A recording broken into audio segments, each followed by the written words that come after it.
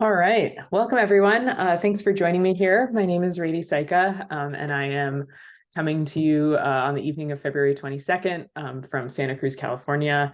I hope wherever you are is cozy, and thanks for joining this talk asynchronously and viewing it. And I hope you're enjoying the remote offerings of the conference.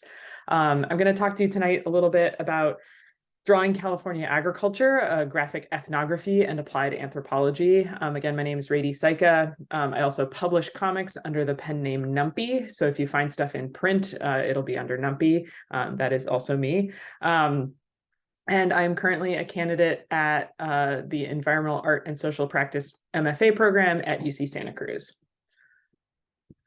So I'm going to do a few different things. I'm going to kind of give an artist talk, but I'm also going to talk quite a bit about my academic background because placing myself within and across disciplines has really informed the work I want to do, and also has been something, trying to strategically place myself has been a project in itself because a lot of what I want to do is really interdisciplinary, and I feel like I'm finally finding a groove, but I'm drawing a lot of different things. So I will give you a little bit of a talk about what I've done and what's informed the combination of things that I find myself doing now.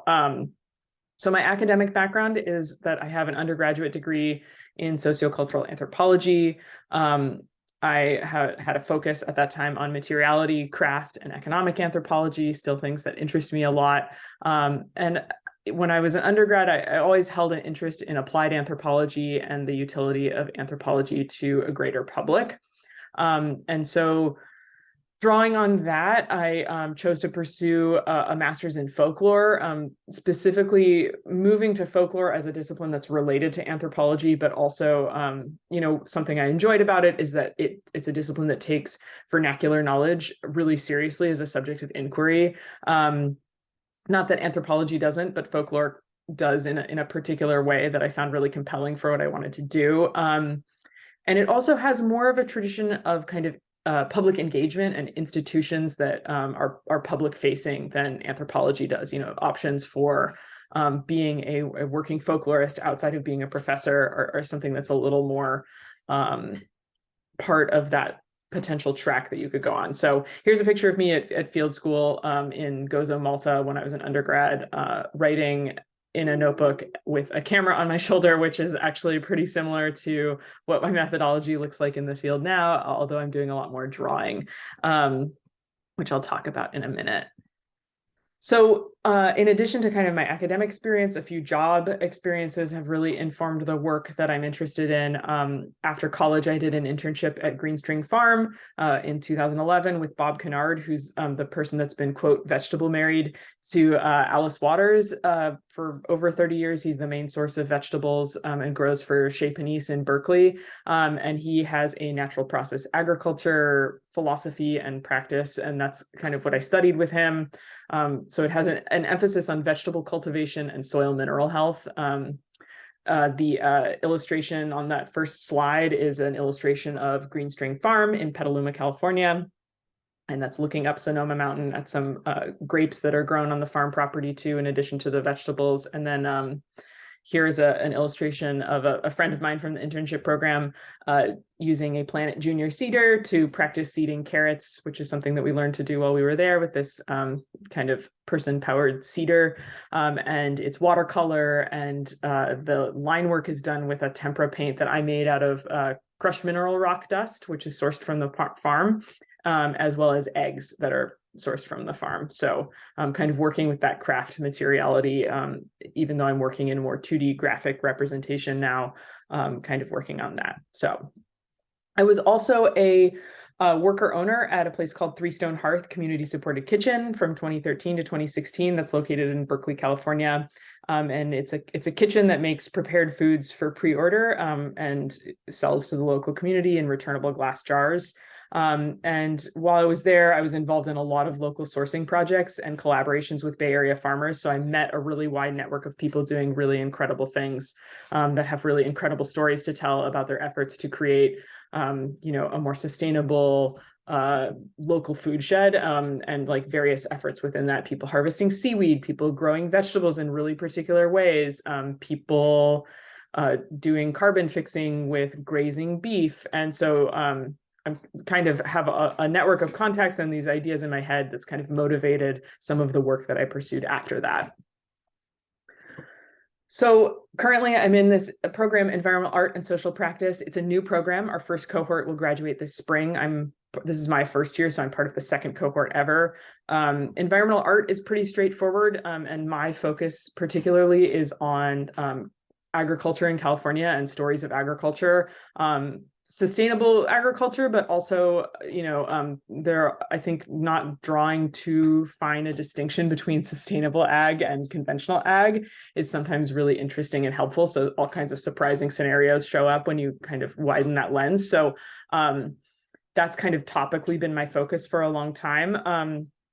So that's kind of my environmental engagement, is this focus on agriculture. And social practice within the discipline of art is community engagement. It does not necessarily rely on material engagement. It's sort of a movement away from the material object. It's really expansive, and the definitions are actively contested and transforming. We're in a program about social practice, and we're having a lot of conversations about what social practice is. So it might look like something like holding events or creating something where you as the artist are able to facilitate something being produced in collaboration with the community, but the authorship really belongs to the community. Things like this that kind of get away from solo artist makes object and breaks that apart, but it can look like a lot of different things for a lot of different people. So for me, ethnography and visual anthropology, and doing that through this graphic and comics lens to reach a really wide public audience, that's kind of my social practice. So it's taking ethnographic research to a channel that and an audience that might not as easily access it if I were just publishing in journals or writing a monograph or something where it's staying a little bit more contained in academic writing, and therefore kind of more academic emphasis of the readership. So here's a picture of us in the meadow at UCSC walking to the Arboretum in class one day. So I'm going to talk a little bit about a couple of zine projects and then some current things that I have going on. This is Interlocutor. You can read it online you can pause and go to this link. It was published online by the Sensorium feature, which is a part of the Culture and Agriculture section of the AAA, and kind of features stories from ethnographic fieldwork that engage the senses and are maybe more expansive than typical ethnographic writing, come in different formats. It examines it's about a 30-page zine. It's a comic zine in black and white, and it examines a problem that I ran into in my master's fieldwork about raw milk herd shares, which was how to include goats as equitable contributors with humans to my research. I was milking some goats as part of that research. Raw milk is unpasteurized milk, and it's a really regulated food because it's considered dangerous by the FDA. So there's all this legal restriction. And so people form these communities and these informal structures that make use of a legal loophole that allows them to kind of have access to raw milk without selling it. So I was part of a small goat milk herd share and milking these goats, and the zine kind of on the one hand explains kind of how research works, and I'm talking about my IRB and talking about Animal Care and Use Committee and how it was unusual for an anthropologist to talk to them, and so it does this stuff where it kind of talks about what research looks like in a social science to an audience that might not be familiar with that, and then also talks about this problem of how to structurally place animals in this research when I'm coming from a discipline like folklore and anthropology. And this is research that I did for my folklore master's at UC Berkeley.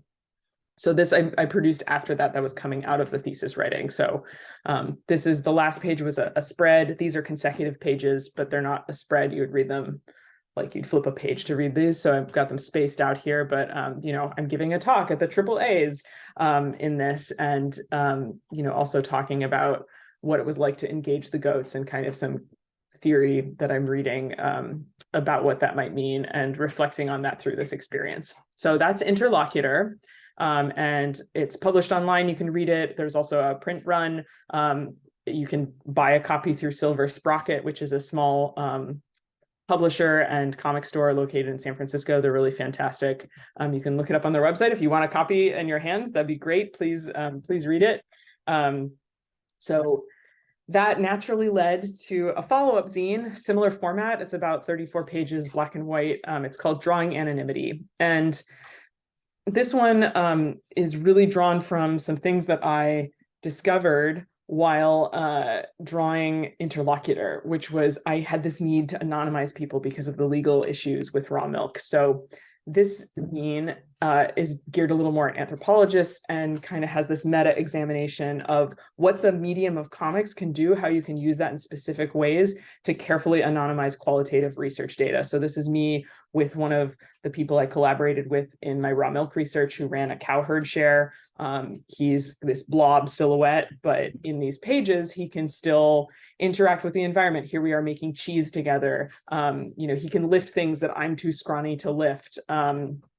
He can be quoted in his own speech accurately in these speech bubbles, and we can interact, but he doesn't have to worry about being, someone recognizing a voice recording. So there are all these things that are really novel about comics and the ways you can really specifically control the disclosure of information when you're drawing it, and kind of think about how to leverage that. So that's something I was really excited about and produced this zine. It's out in print and will be published online through Omerta Journal of Applied Anthropology, who I did field school with back in undergrad. We're planning on publishing this online through their journal, and it'll be out online for you to read in the future. So yeah, and something that I've done in relation to kind of producing these, medium length zine comics is I have participated in a zine fair in December. Engaging with like the local self-publishing and zine community is also kind of part of this social practice. So here I am. I felt like I had enough inventory to go to a zine festival. So I went to EBABS, which was a really great show, really huge turnout in December. Strongly recommend it if anyone's local to the Bay Area for next year. And it was really great to kind of have that public reaction to, people who are there to read zines of all kinds and see what they thought about my stuff. So looking forward to doing a lot of that in the future. So just very quickly, because I could talk to you all evening, but I know I have to keep this pretty short.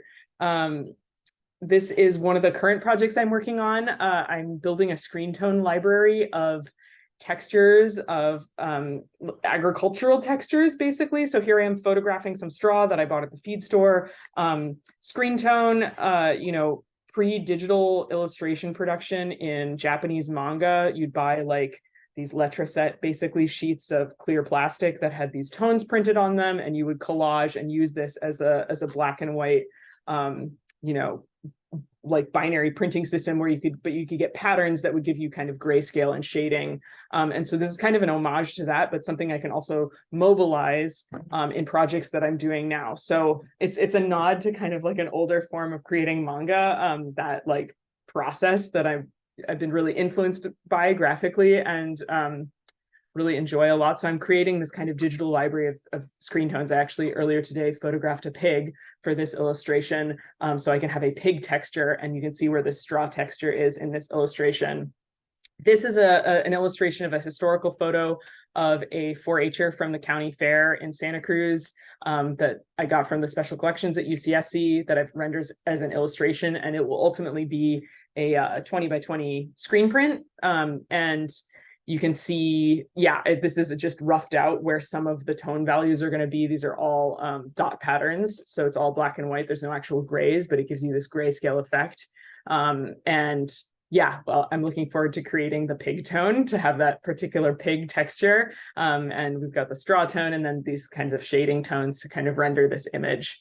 So that's something I'm working on now. And then kind of in terms of bigger, looking forward to bigger projects, I'm excited to announce that I'm going to be doing a collaboration with the Sheep Mowers at UC Davis. And they are a campus research project led by Haven Kears, who's a professor in landscape architecture, about the role of having sheep graze a part of campus and comparing the management of having sheep graze down the grass to their typical landscaping crew, and also examining the wellness benefits and the identity of this pastoral campus, this ag campus, having sheep as these kind of mascots of the campus. So we're going to be doing a comic together. I'm really excited and looking forward to that, and give them a follow. What they're up to is really interesting if you're interested in fire remediation and landscape, and things that involve grazing with goats and sheep. That's a major interest of mine right now, being in California.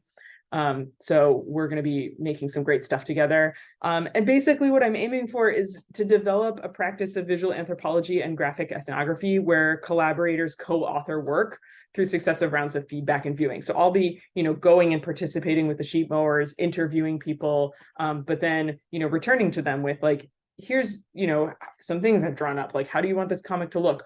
We're going to storyboard together. What do you want? What's the story that you want to tell? Probably a similar format, like approximately 30-page zine. I really like that length. It lets you go a little bit deep, but it's also not an unmanageable length, like a full book.